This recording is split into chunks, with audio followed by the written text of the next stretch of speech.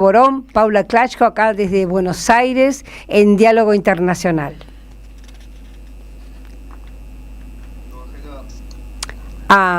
Bueno, tenemos un pequeño delay que ya vamos a resolver. Patiño mientras está tanto, en Ecuador, digamos. Está en Ecuador, sí. No, mientras tanto le quería decir al público que tenemos, como siempre, un libro para sortear. ¿Ya está, Lean? Bien. Lean me dice que ya estamos en contacto otra vez con Ricardo Patiño, que es, como les decía, economista, fue ministro de Defensa de Ecuador. Hola. Y de Relaciones Exteriores. Y canciller de Relaciones Exteriores. Y bueno, está en Ecuador y para esto estamos en contacto con él para preguntarle qué piensa que puede pasar mañana. ¿Cómo estás, Ricardo? Acá, Telma Luzani, Atilio Borón, Paula Klachko. ¿Nos escuchás bien? Hola. Hola, Pedro. Sí, les escucho bien. ¿Ustedes me escuchan bien? Muy bien, te vemos muy claro y te escuchamos muy bien, por suerte. Qué bueno. Muchas gracias. Telma, un gusto, Paula y Atilio, un gran gusto saludar con ustedes, que están tan lejos allá al sur. Así es. Más al centro. Estamos lejos, pero al mismo tiempo preocupados por las mismas cosas, ¿no? Comentábamos a nuestros oyentes que mañana, domingo, va a haber un referendo y una consulta popular en Ecuador. Entonces nos gustaría que le cuentes al público argentino de qué se trata y cuál es tu evaluación sobre el tema. Cómo no, encantado. Bueno, ciertamente se da en el contexto de una situación de deterioro de la aceptación que estaba teniendo Daniel Noboa en el Ecuador como presidente. Realmente los resultados en su gestión de gobierno han sido nefastos en todos los aspectos prácticamente. La única capacidad que demuestra es una capacidad de manipulación mediática. Tiene una capacidad publicitaria que le ha permitido, a pesar de los terribles resultados de su gestión, mantener todavía una cierta simpatía, aunque en deterioro.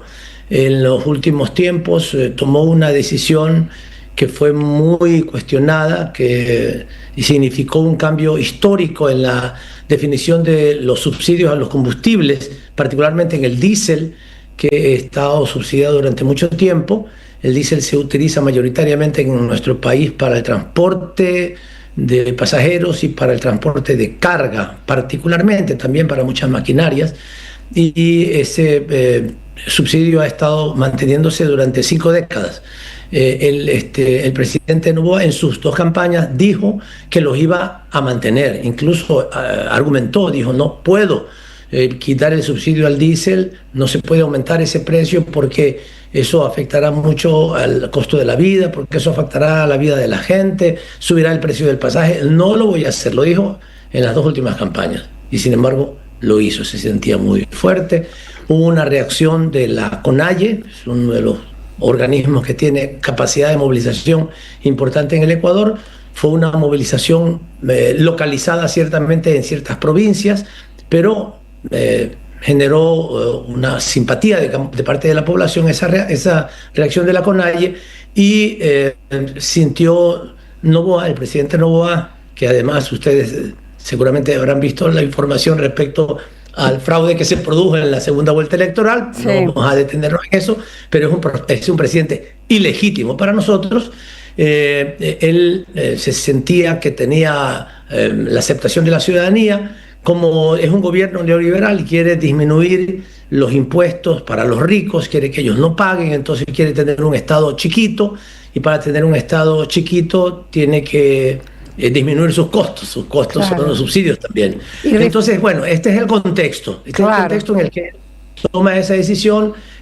Lamentablemente en ese paro, esa paralización de la CONAIE se produjeron 3 muertos y muchos heridos.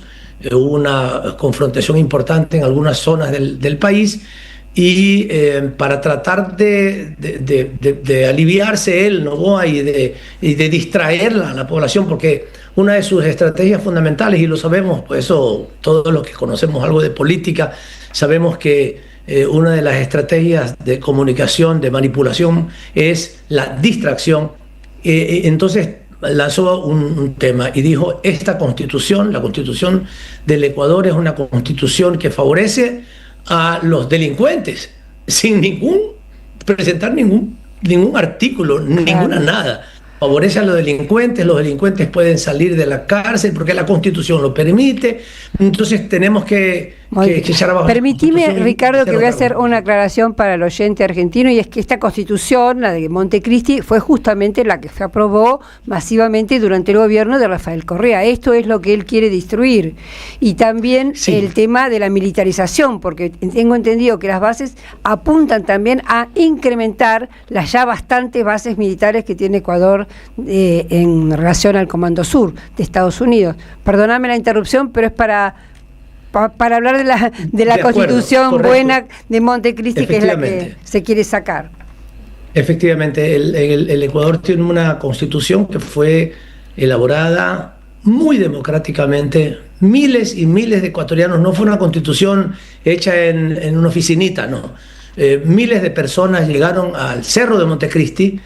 Incluso desde el punto de vista simbólico era hermoso ver a ciudadanos, alcaldes, obreros, campesinos, artesanos, indígenas, todo el mundo, la población negra y montubia del Ecuador, que asistieron a Montecristi, para transportistas, para construir esa constitución, para elaborar ese texto constitucional, que fue muy democráticamente elaborado y también fue masivamente aprobado por la población ecuatoriana con el 68%. Eso es lo que quieren terminar.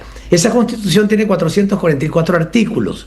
Entonces el presidente Noboa dice, son muchos artículos, es demasiado garantista. Y dice él, en lo principal, dice, esa constitución favorece a los delincuentes. Y entonces con ese argumento intenta y dice, yo tengo pensado que la Constitución debe tener máximo 180 artículos y no más, y con eso está suficiente. Claro, quiere quitar todas las garantías de la Constitución, entre otras cosas que nuestro Estado en la Constitución es definido como un Estado plurinacional, porque hay muchas nacionalidades, particularmente de nuestra población ancestral, y multicultural, por lo tanto es una población que debe respetarse, ¿ya? Y por otro lado, pues el derecho a la salud. Nosotros tenemos en la Constitución el derecho a la educación hasta el nivel universitario, no postuniversitario, no, digamos, el primer título universitario, hasta ahí es gratuita y es de acceso universal. La salud es reconocida también como un derecho de todos los ecuatorianos, independientemente de que estén afiliados al Seguro Social o no lo estén afiliados. La naturaleza, nuestra Constitución es la primera Constitución del mundo que le reconoce a la naturaleza sus derechos y nos obliga a los ecuatorianos a velar por esos derechos. En eso también lo quieren terminar, bueno, por los negocios que tienen Noboa y su familia. Para ellos les estorba, y así lo dicen, es como una camisa de fuerza. No se puede trabajar con esa Constitución, porque les pone límites para amasar fortunas y para amasar también pobreza en la población. Ese es el tema, entonces, el contexto. Perdona lo largo, Telma, pero efectivamente la idea es de poner en contexto lo que pasa. Lo que quieren es terminar con una Constitución que efectivamente es garantista, pero para los ciudadanos, y quieren que esa Constitución sea reemplazada por una Constitución nueva que ellos están planteando, que se llame una Asamblea Nacional Constituyente para elaborar una nueva Constitución. Esa es la pregunta principal. Hay 3 preguntas más, pero me quedo hasta allí para luego continuar con sus preguntas y sus inquietudes. Sí, muy interesante. Perdón. Gracias. Dime una cosita, ¿y cómo están los números preelectorales ahora? ¿Cómo vienen las encuestas? ¿Hay alguna información? Sí, tenemos encuestas y tenemos un tracking diario que nos permite saber que tenemos altas posibilidades de que el no, porque las preguntas que hace el presidente para tener un sí, que se pueda crear la Constitución, que sí que haya bases militares en el Ecuador, etcétera. Nosotros estamos planteando una campaña por el no, por supuesto. Claro. Y en esa campaña los números indican que tenemos más de 10% de distancia que está ganando el no respecto al sí. en unas más que en otras, particularmente en la de la Asamblea Constituyente y en la de las bases militares. El no está bastante mejor que el sí, y hay otras dos preguntas que tienen que ver con el número de asambleístas que deben de integrar la Asamblea Nacional Constituyente y con si debe mantenerse o no la obligación del Estado de financiar a los partidos políticos, en donde la diferencia es también importante, pero no es tan abultada. Bien, ¿hay alguna posibilidad de que el gobierno vuelva a cometer una trampa o un fraude como lo hizo en la segunda vuelta de la elección presidencial, Ricardo? Siempre hay posibilidad porque han sido capaces de todo. No te olvides que fueron capaces de invadir la sede diplomática de México para secuestrar a nuestro ex vicepresidente Jorge Glass, e hicieron el fraude electoral efectivamente apenas en abril de 2025. Estamos tratando de cuidarnos lo que más nos sea posible con participación de nuestros compañeros en los recintos electorales, en las juntas receptoras del voto, y también teniendo cuidado del sistema informático. Pero bueno, lo que sí le decimos a nuestra gente, y eso es fundamental, es que si ellos tienen posibilidad de hacer algún fraude, ese fraude se puede consolidar menos si la distancia de triunfo del no es más alta. Si la distancia es pequeña, un fraude tiene más chance de progresar, de ser exitoso.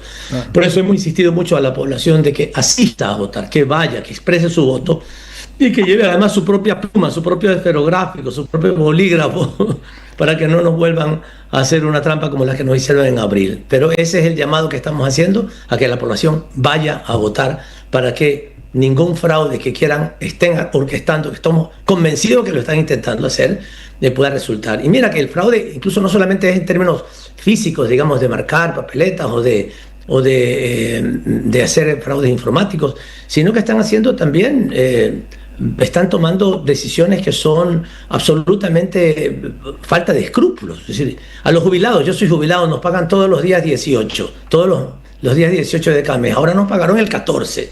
Es decir, miren, el gobierno les está dando platita. Claro. Han regalado bonos por montones, pero por montones.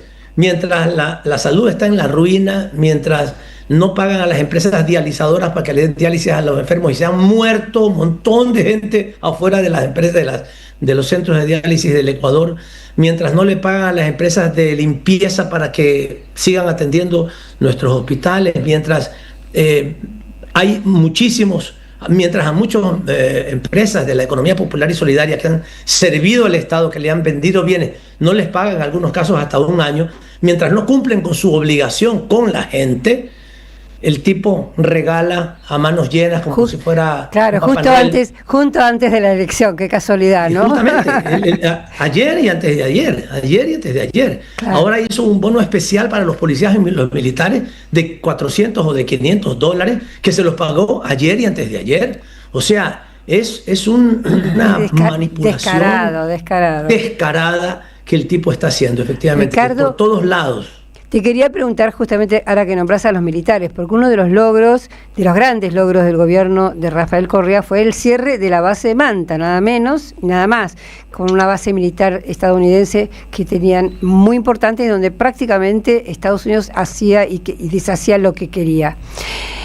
Ahora, lamentablemente, sabemos que hay una en Galápagos, se ha reabierto la de Manta, y este referéndum, por lo visto, quiere ampliar todavía más ese tema, con el gastado argumento de los delincuentes. Hoy día el narcotráfico y los delincuentes sirven para cualquier invasión, para cualquier militarización, etcétera. Quería saber tu opinión en relación a esto, a la apertura de bases y el peligro que puede haber en caso de que lamentablemente se apruebe el referéndum o se haga fraude.